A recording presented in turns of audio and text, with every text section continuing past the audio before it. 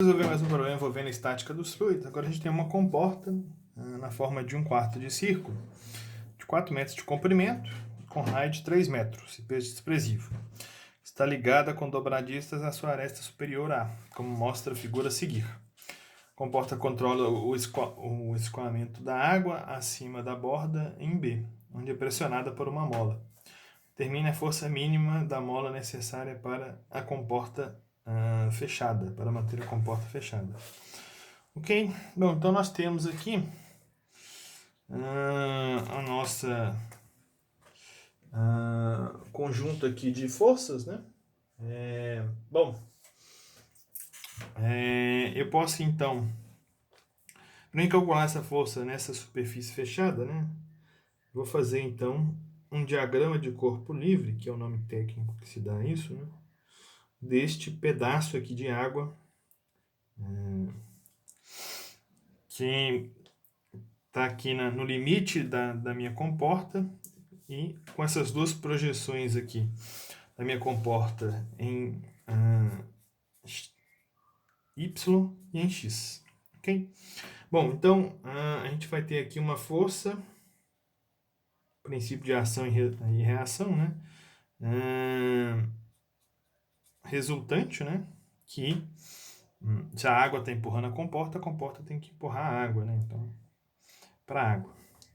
Aqui eu tenho então uma componente chamada de F1, que eu tenho o conjunto de forças aqui F2. Ok? Bom, além disso eu vou ter então o peso desse bloco de água aqui, ó, W, né? Para baixo. Se eu fizer então o somatório de forças na direção X, como ali nós temos esse sistema tá parado, né? A água está parada, então isso tem que ser, somatório de forças é igual a massa vezes aceleração, não há aceleração, então tem que ser igual a zero. Ok? Bom, quais são as forças que eu vou ter aqui na direção X, né? Então eu tenho F1 positivo e tenho menos a componente aqui da minha força resultante. Então menos componente X da minha força resultante, né? Então vamos imaginar aqui que nós dividimos aqui essa força aqui em duas componentes. Ok? Então tem uma componente aqui na direção X e uma componente na direção Y. Ok? Isso tem que ser igual a zero, logo, né, a minha força 1 tem que ser igual a minha componente X da força resultante ali, na comporta. Bom, para a gente calcular a nossa força 1, a gente já viu, né, essa aqui é uma superfície reta, basta a gente calcular a pressão ali no centro desta superfície vezes a área. Bom, qual que é a pressão? Olha só, aqui entre esta área aqui, ó, tem exatamente esse mesmo raio aqui de altura, correto? Então a minha pressão no centro aqui dessa figura, né, nessa face aqui onde a força 1 está vendo, que é um retângulo, será o ρ da água, né, vezes a gravidade, vezes a altura dividido por 2, nossa altura ali, então, raio dividido por 2, vezes a área. Isso aqui é um retângulo, né, então a altura é o próprio raio e a nossa base é vou chamar de L, que é o comprimento que ele passou aqui. Então, na força 1 vai ser o ρ. Sempre quando o problema não nos fala nenhuma temperatura, nenhuma condição para a água, podemos adotar 1000. A gravidade é 9,8 metros por segundo ao quadrado. Eu tenho, então, raio vezes raio, né, que é 3 metros ao quadrado, dividido por 2, vezes a minha comporta ali, o comprimento da minha comporta aqui é 4. E nós vamos ter, então, metros cúbicos, né? Que vai cortar com esse metro cúbico. Massa vezes aceleração, né? Que é quilograma vezes metro segundo ao quadrado, dá Newton, né? Então, isso aqui vai dar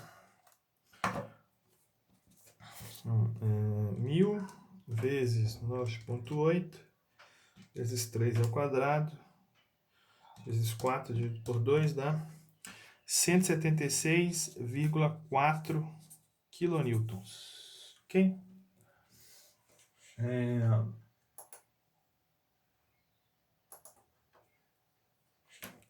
Seguindo aqui então, agora vamos fazer o somatório de forças Em y, tem que ser igual a 0.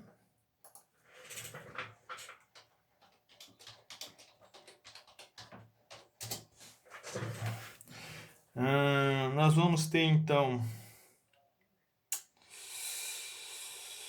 que no y, meu F2 é positivo, o trabalho está para baixo, e minha componente em y para baixo. Então, minha componente em y será, então, o F2 menos o peso. Vamos calcular, então, o peso de água que a gente vai ter aqui.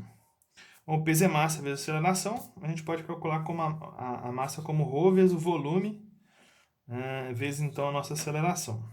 Qual que é o volume aqui dessa figura?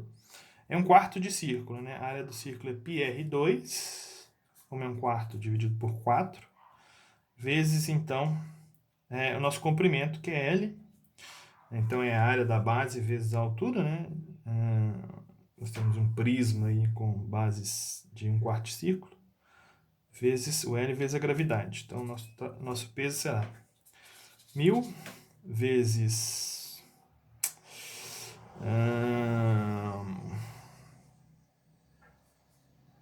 π vezes 3 ao quadrado, dividido por 4, vezes 4, vezes 9,8. Ok? Então, temos aí 1000 vezes π vezes 3 ao quadrado, dividido por 4, vezes 4, né? Podia ter cortado os 4 aí, vezes 9,8. Dá, então, 277,1 kilonewtons. Okay? Podemos ver aqui que a mesma unidade ali na força, né? Que nós vamos ter aqui metro quadrado com metro aqui do L e metro cúbico, né? E o metro cúbico corta com o metro cúbico do ρ, ficamos com massa vezes metro por segundo ao quadrado, massa vezes aceleração, vai dar newton. Nosso F2, mesma coisa, né? Nós vamos calcular aqui pressão no centro desta figura, vezes a sua área, né? Então, a pressão ali vai ser o ρ, G, a altura que eu tenho aqui é o raio todo, né? Vezes o R, vezes a área, que é o próprio R, né? Que é essa dimensão aqui, vezes o L, no plano do meu papel. Isso dá, então, se a gente comparar essas duas aqui para ficar mais fácil jogar na calculadora, né? Eu tenho, então, exatamente o dobro disso, né? Posso substituir aqui com todos os dados, né? Mas eu tenho ali o dobro deste valor aqui, que vai ser, então, 176,4 vezes 2, dá 352,8.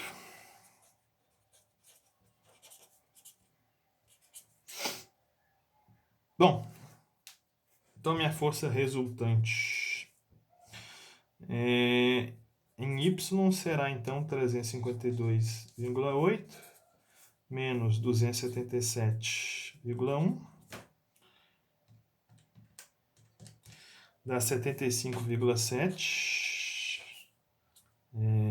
kilonewtons. E minha força resultante, então, basta a gente fazer aí o quadrado aí das componentes, somar o quadrado das componentes e tirar a raiz. Ok? Isso dá, então, 75,7 ao quadrado mais 176,4 ao quadrado. Minha força resultante, então, vai ser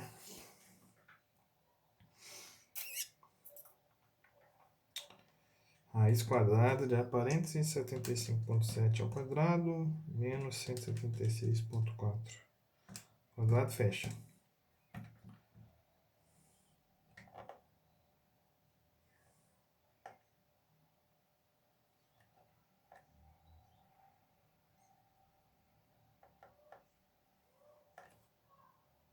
Mais, né? Dá 191,9. 192 kilonewtons, ok? Bom, Mas ele não pediu a força resultante, ele pediu foi a força que a mola deve fazer. Para a gente calcular a força que a mola tem que fazer, basta a gente fazer então o somatório de momentos, né? Então nosso somatório de momentos em torno ali do eixo A tem que ser igual a zero, uma vez que a comporta não tem velocidade de aceleração angular, né? Bom, eu vou ter então dois momentos aí agindo, né? Nós temos então esse momento aqui, ó, ele vai passar então encontrar esse meu vetor R aqui, ó. Deixa eu desenhar ele aqui de verde. Eu tenho aqui o vetor R. Essa força aqui, ela vai então, pode ser projetada por aqui. Ela vai passar aqui por este R, com este ângulo θ aqui. Ok? Que eu posso calcular, né? Vou chamar aqui de θ. Para mim calcular aqui o torque feito por essa força, né? Basta eu fazer então R VEC vezes a força, né?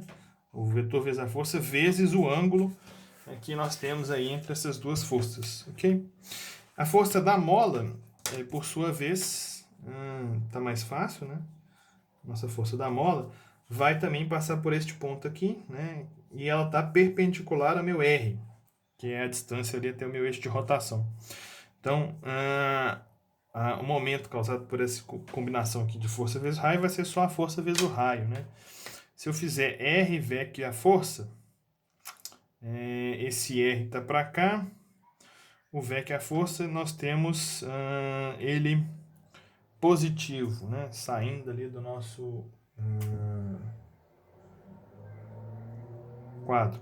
Se eu fizer essa força resultante aqui vezes o nosso R, ele está negativo, né? Então, de tal forma que minha força resultante vezes o R vezes o seno do ângulo entre a força e o braço de alavanca. No nosso caso aqui vai ser 90 menos θ. θ é esse ângulo aqui entre a força e essa horizontal, e eu estou interessado entre o ângulo entre a força e o braço, o vetor raio, né, que é o braço de alavanca. Então, é o complementar aqui de 90. Isso tem que ser igual, então, ao meu R vezes a força da mola. Ok? Aparece aqui, então, o R dos dois lados, né? Que eu posso cortar. Eu preciso determinar, então, meu θ. Meu θ eu posso determinar aqui com, que é o mesmo ângulo aqui, que está aqui nesta figura, né? Então, minha tangente de θ, tangente é o cateto oposto dividido pelo cateto adjacente, né? O que é o cateto oposto? É componente em y. E meu cateto adjacente é minha componente em x.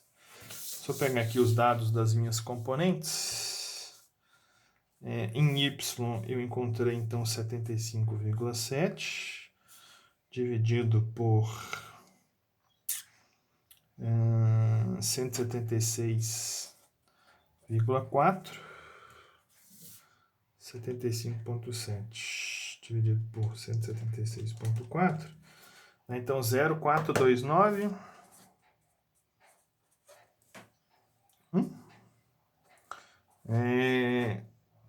tangente menos 1 disso, então 23,22, então θ é igual a 23,22 graus.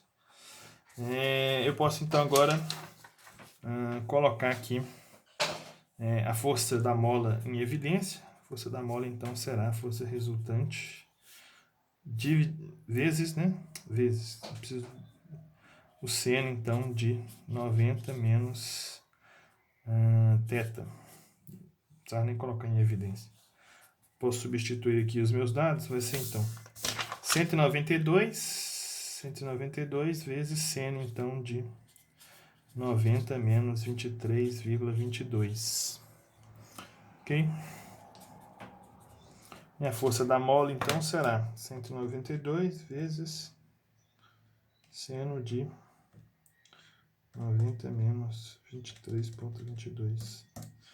que dá 176,44.